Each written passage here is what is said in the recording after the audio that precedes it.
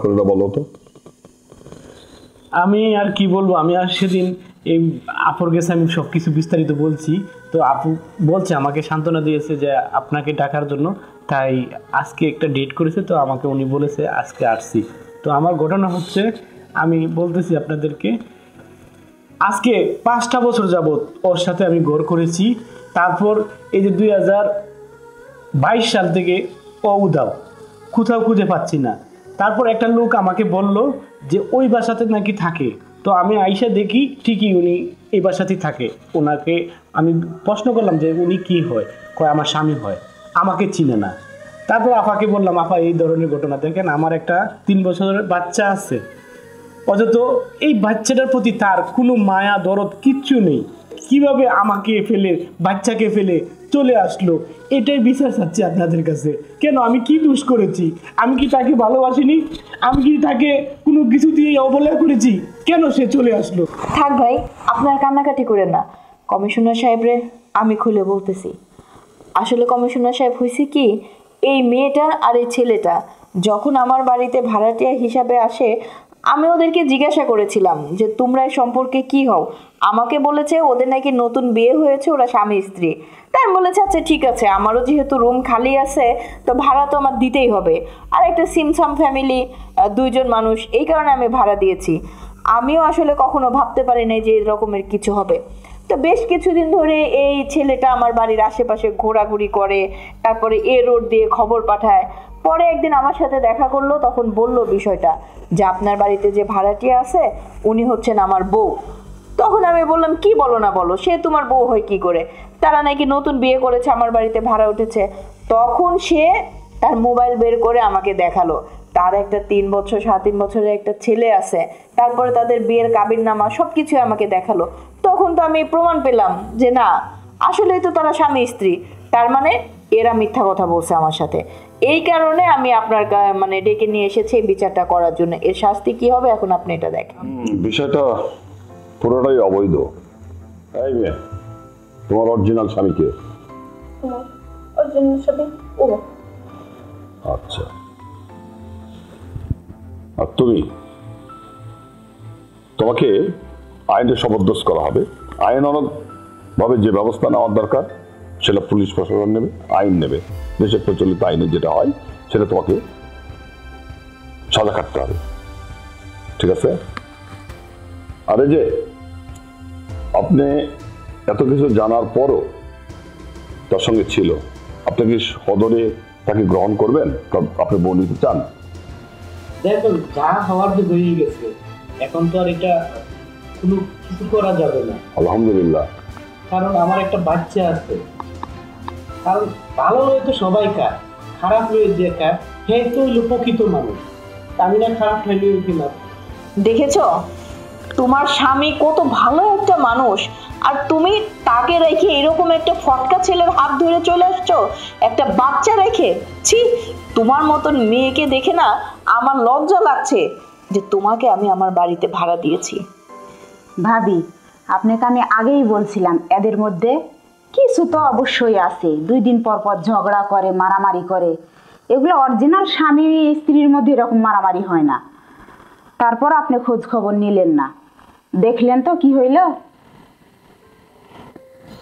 তোমার 14 পুরুষের ভাগ্য যে ওর মতো একটা স্বামী পেয়েছ, বুঝছো? ওর মতো মানবতা আছে, মানবিক আছে। তুমি মাতৃত্বর একটা ঘৃণার পাত্র, তোমার মাতৃ হওয়ার তোমার যোগ্যতাই নেই কোনো। আচ্ছা ম্যাডাম, আপনি একটা বুঝবান মানুষ, তো আপনি সরকারের আইন কানুন সবই বুঝেন, এদের কাগজপত্র আগে নেন নাই কেন? আপনার তো উচিত ছিল যে এনআইডি কার্ড সহ তাদের পরিচয় জানা, জেনে শুনে ভাড়া দেওয়া। ঢাকা শহরে এরকম অহরহ এরকম অবৈধ অনেক অকারেন্স করার লোক অহরহ বাস করেন। এই কাজগুলো করেন না, আপনারা ভাড়া দেন, তাতে সমস্যা নাই। আর আপনি যেটা বলছেন, যদি সেটাই হয়ে থাকে, কাগজপত্র ডকুমেন্ট দেখান, আপনার বউকে আপনি নেন, আর এর কি পানিশমেন্ট দেওয়া যায় সেটা আমরা প্রশাসনের কাছে বুঝে শুনে আমরা সেই ব্যবস্থা আমরা নেব। ঠিক আছে, তোমার স্বামীর সঙ্গে যাও। কমিশনার বাচ্চা দেখে তাকে কিছু বলবেন না, চলে এসো। যান, আপনার বউকে নিয়ে আপনি চলে যান। ঠিক আছে, যাও। আসসালামু আলাইকুম। ওয়ালাইকুম সালাম। আর ম্যাডাম, কথাটা মাথায় রাখেন, কাগজপত্র ছাড়া, এনআইডি কার্ড ছাড়া কোনো ভাড়াটাকে ভাড়া উঠাবেন না। কারণ ঢাকা শহরে এমন এমন ক্রাইম ঘটনা ঘটে যেটা অনেকেই জানতে পারে না, টেলিভিশন মিডিয়াতেও আসে না। এদিকে সতর্ক থাকেন।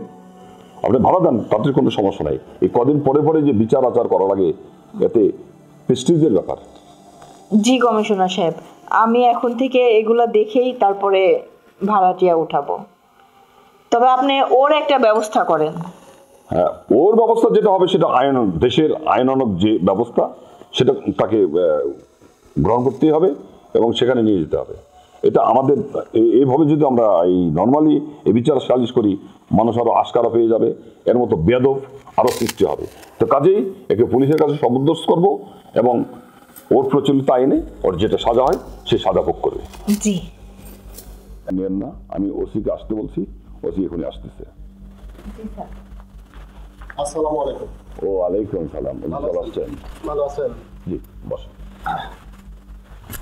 কি বিষয় হঠাৎ করে আপনি আমাকে ফোন দিলেন, তো তাই থানা থেকে আসতে হলো। এই যে এই ছেলেটা লম্পট, আচ্ছা আচ্ছা প্রতারক, আচ্ছা অন্যের বইরে ভাগায় এসে সে ভাড়াটা জামাই বই পরিচয় দিয়ে ভাড়া এই ম্যাডামের কাছে নিয়েছিল। দীর্ঘদিন কাটাইছে, ওর স্বামী হুন্না হয়ে দীর্ঘদিন খুঁজতে খুঁজতে তারপরে এই বাড়িতে এসে খোঁজ পাওয়ার পরে সে মেয়েকে পাওয়া গেছে। তো মহৎ, ওই মেয়েটার হাজবেন্ড ছিল খুব মহৎ। আচ্ছা আচ্ছা তো বলছে যাই করছে না করছে, আমার 3 বছরের বাচ্চা আছে, আমি তাকে নিয়ে সংসার করব। তো ওনাকে বললাম যে তাহলে আপনার স্ত্রীকে আপনি নিয়ে যান। এবার এর প্রচলিত আইনে, এই দেশের প্রচলিত আইনে, আপনাদের পুলিশের আইনে কি আছে এর শাস্তির ব্যবস্থা করেন। তা না হলে এই সমাজ, দেশ নষ্ট হয়ে যাবে। কারণ এর মতো এই শয়তান ঘরে ঘরে জন্ম নেবে, শয়তান করে আরো পার পেয়ে যাবে। অবশ্যই। শয়তানি না করতে পারে সেই ব্যবস্থা রাখতে পারে। অবশ্যই তার উচিত বিচার হবে। আপনার বাড়ি ছিল? আচ্ছা যাই হোক, ওনার স্বামী কি ওই আগের যে বউ ছিল রয়ে গেছে? হ্যাঁ হ্যাঁ হ্যাঁ যাই হোক, যেহেতু আপনারা ওইখান থেকে দিয়ে দিয়েছেন, তো আসামি তো এখানে রয়ে গেছে। হ্যাঁ, ওনাকে নিয়ে যান। আপনাদের আইনে কি আছে সোজা জেলখানায় ঢোকায় দেন, ওকে নিয়ে যান। ঠিক আছে। একটা ব্যাটা তুই আল্লাহ বেচারা ইংলিশ বাংলা বেচারা ইংলিশ মারাটা তুই বন্ধ দিতে